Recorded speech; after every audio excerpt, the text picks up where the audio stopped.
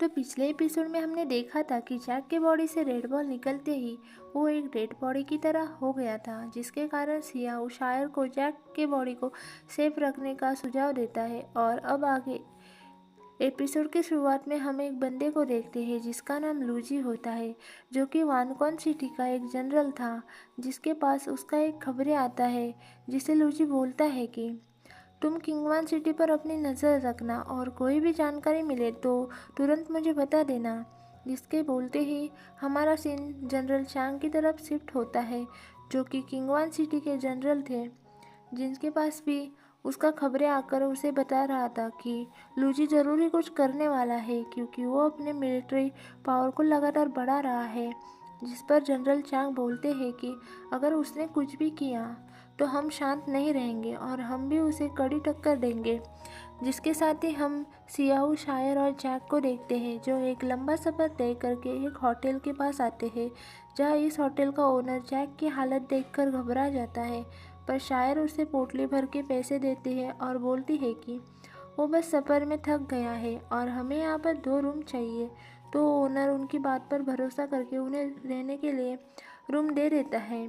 Room में पहुंचने के बाद सियाओ सबसे पहले जैक को बेड पर लेटा देता है, जिसके थोड़ी देर बाद शायर वहाँ से जाने के लिए निकलती है, क्योंकि उसने अपना काम कर लिया था, जो कि जैक को वानकॉन सिटी में पहुंचाना था, पर अभी वो किंगवान सिटी में थी।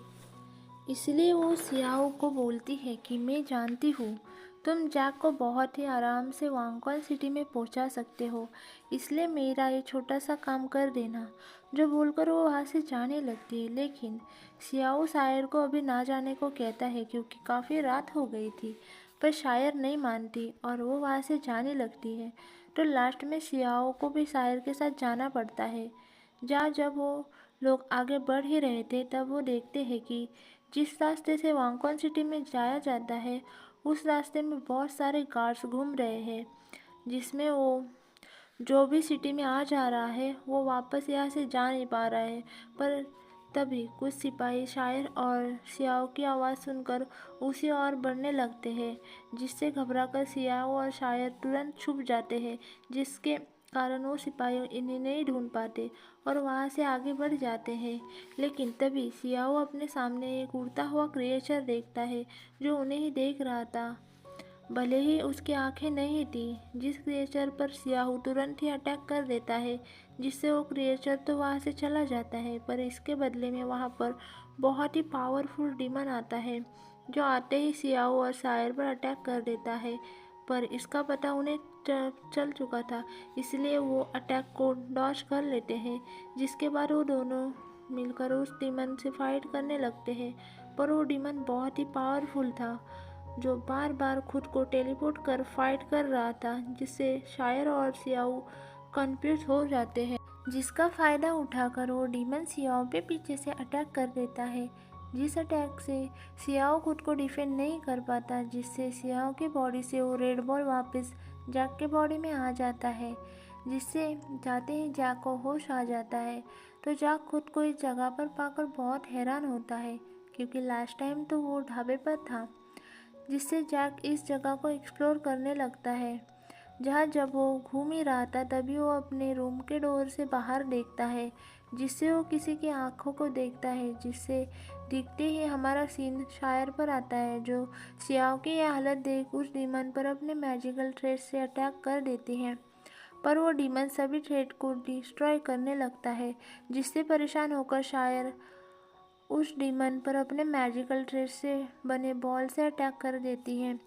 जिस बॉल का वेट बहुत ज़्यादा था, इससे डीमन उसे संभालने में बिजी होता है, जिसका फ़ायदा उठाकर शायर सियाओ को देखने लगती है कि वो ठीक तो है ना।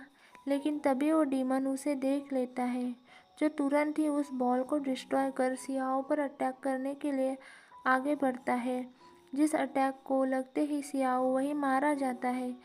जिसके बाद जैक को देखते हैं, जो किसी तरह से हिम्मत जुटाकर अपने रूम से बाहर निकलता है, जहाँ जब वो इस होटल से निकलने की कोशिश करता है, तभी वो होटल का ओनर जैक को बोलता है, सर आप कहाँ जा रहे हो? जो बोलते ही वो जैक पर अटैक कर देता है। जिसके बाद हम जैक को उसके माइंड वर्ल्ड में देखते हैं, जहाँ उसके पास वो कैट आता है जो उसे बोलता है कि मैं बहुत जख्मी हूँ। जैक को ये बात कुछ समझ नहीं आती, जिस पर वो कैट अभी तक जो हुआ वो बताकर सायर की हेल्प करने को कहता है, जो अकेले उस डीमन से फाइट कर रही है। जिसके साथ ही हम शायर को देखते हैं, जो उस डीमन से फाइट हार गई थी, तो वो डीमन उसे मारने को बढ़ता है। पर तभी वहाँ एक लड़की की एंट्री होती है, जो उस डीमन के पास आते ही बोलती है कि तुम अब इस लड़की को मेरे लिए छोड़कर यहाँ से जा सकते हो। जिसके बाद हम जैक को देखते हैं, जो उस होटल के ओनर से बचते हुए भाग रहा था, क्योंकि वो होटल का ओनर ज़ॉम्बी बन गया था, जिसे जैक अपने लाइटनिंग शॉट टेक्निक का यूज़ करके मार देता है।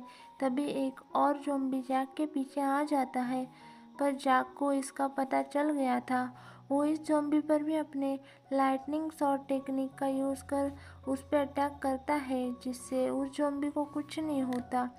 तो जैक वहाँ से निकलने की कोशिश करता है, लेकिन तभी वहाँ एई आकर उस ज़ॉम्बी पर अटैक करके उसे मार देता है और जैक से कहता है, फाइनली तुम मुझे मिल ही गए। जिसके बाद हम मैंग को देखते हैं, जो बहुत सारे ज़ॉम्बिस से अकेले फाइट कर रहा था और वो उन सभी को मार भी देता है। जिसके साथ वहाँ पर शॉर्ट स्प्रिंग आइलैंड का फ्री भी आया था, जो लोग उन ज़ॉम्बिस को मारकर बातें ही कर रहे थे कि वहाँ पर एई और जैक आ जाता है। तो मैंग जैक को देखते ही उस पर भड़क जाता है, क्योंकि जैक जैक ने किसी को बिना बताए शॉर्ट स्प्रिंग आइलैंड को छोड़ भाग आया था। पर मैंग किसी तरह अपने गुस्से को कंट्रोल कर जैक को बताता है कि सिटी के कई सारे लोगों ने हमारे आइलैंड से इस ज़ॉम्बी वाले मैटर में हेल्प मांगी है, इसलिए मुझे ऑर्डर मिला है कि मैं इन सभी ज़ॉम्बी को पूरी तरह से एलिमिनेट करूं। जो ज़ॉम्बी डे लाइफ में तो आम इंसान की तरह होते हैं, पर जैसे ही रात होती है तो ये ज़ॉम्बी में बदल जाते हैं। और मैंग ये भी बताता है कि फॉर इविल गॉड जल्दी ही किसी को रिलीजिएट करना चाहते हैं, जिसमें अगर वो कामयाब हो गए तो उन्हें रोकना मुश्किल हो जाएगा।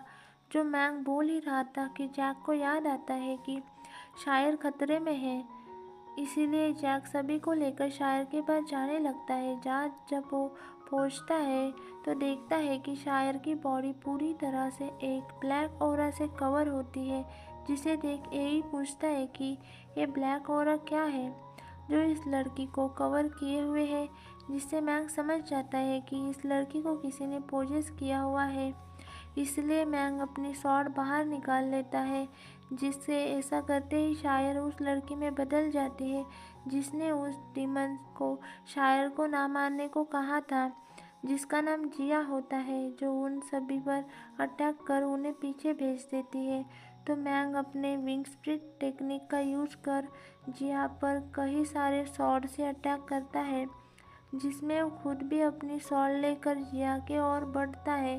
पर जिया सही टाइम पर आसमान में ऊपर जाकर इन सभी अटैक को डॉज कर लेती है और वो नीचे गिरने की एक्टिंग करती है।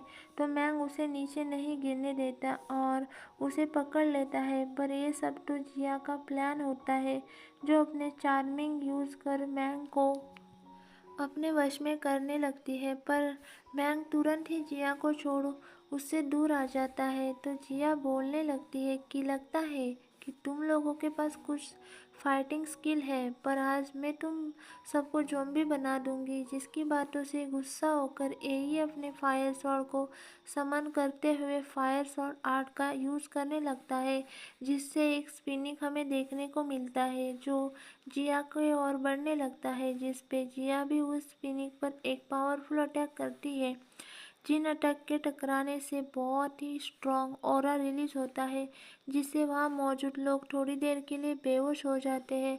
पर जैक होश में होता है, इसीलिए वो शायर को चेक करने लगता है कि वो ठीक तो है, क्योंकि वहाँ से जिया जा चुकी थी, इसीलिए शायर वापस नॉर्मल हो चुकी थी। जिसके बाद हम सबको होटल में देखते हैं, जहाँ होटल के ओनर को जैक ने मार दिया था, जहाँ वो लोग आपस में बात कर रहे थे कि अभी फ़िलहाल किंगवान सिटी की हालत ठीक नहीं है, ऐसे में तो हमें वांगकॉन सिटी लूजी की हेल्प चाहिए ताकि वो इस ज़ॉम्बी वाले समस्या में हमारी हेल्प कर सके। लेकिन वांगकॉन सिटी का इंटरनेट इस किंगवान सिटी से होते हुए जाता है, तो अभी के लिए उनकी हेल्प लेना बहुत ही रिस्की होगा। इसीलिए येई और फई वापस सॉर्ड आइलैंड जाकर वहाँ के एल्डर्स को यहाँ की सिचुएशन बताएंगे और तब तक बाकी के लोग यहीं पर रुकेंगे, जिस पर सब अग्री कर जाते हैं। तो ए और फई तुरंत ही वहाँ से निकल जाते हैं और जिसके बाद ये एपिसोड यहीं पर एंड हो जाता है। अगर आपको एक्सप्लेनेशन अच्छी लगी तो प्लीज़ लाइक सब्सक्राइब कर लेना। Thank you.